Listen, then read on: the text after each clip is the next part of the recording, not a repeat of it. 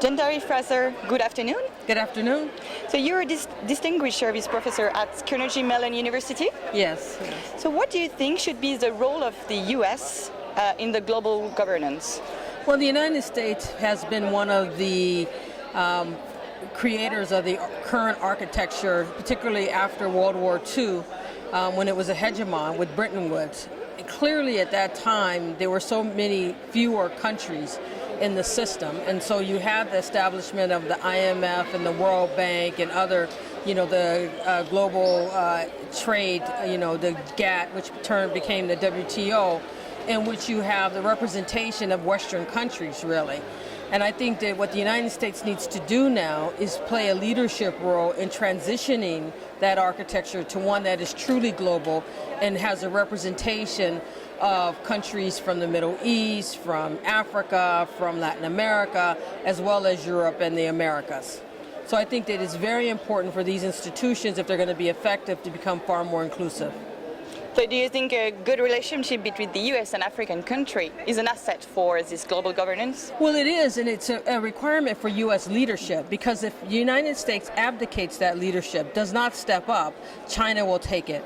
And I say that from the point of view of normally what is required to bring countries together in cooperation is someone providing public goods, someone that is offering something to other countries so that they will come into that new regime, into that new system of cooperation. China is doing that and can do that. The United States has done that and can do that. But if the United States ignores Africa at this critical juncture, then it's very likely to be a nexus between Asia and Africa led by China. And for the moment, only South Africa has a place in the world negotiation. What do you think will be the other countries we have to go there?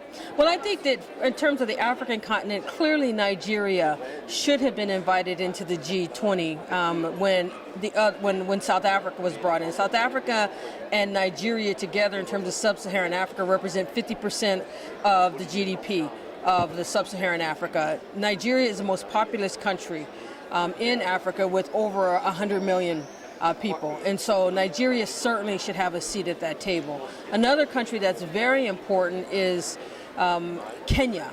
Kenya is smaller. It's only a country of 30 million, but Kenya is a lead country within the East Africa Community Bloc, which is population of 130 million, and includes the 5 countries of East Africa. So I think that Kenya should have a role in any new global governance architecture, in the design and decision making about that. You also have Ethiopia. Ethiopia is a country of over 70 million, has a very dynamic, one of the fastest growing economies in the world today. It's certainly the country that's the seat where the African Union exists. And so I think a country like Ethiopia also has historically played a leadership role in Africa and has a dynamism to continue to play that type of role and should be part of any global architecture. And to have efficient future institution, do you think we need less European countries? I do think so. I think that Europe is overrepresented in all of the institutions.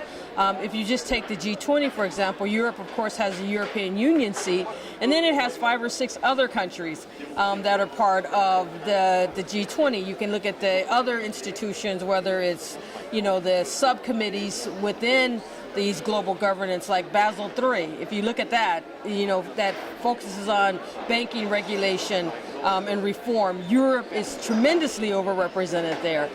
You look at the UN Security Council, Europe is overrepresented. So you can't, essentially European countries, they have the EU, so they have one voice, and then they get a second voice. So they have too many shots at it, and I think that they do need to, if you want to reform these institutions and avoid a proliferation of new institutions, then those institutions have to be reformed in a more inclusive way, and so that they can be effective in decision making. You can't have a whole bunch of countries, which means someone has to give up their seat. And the countries or the region that is overrepresented is Europe.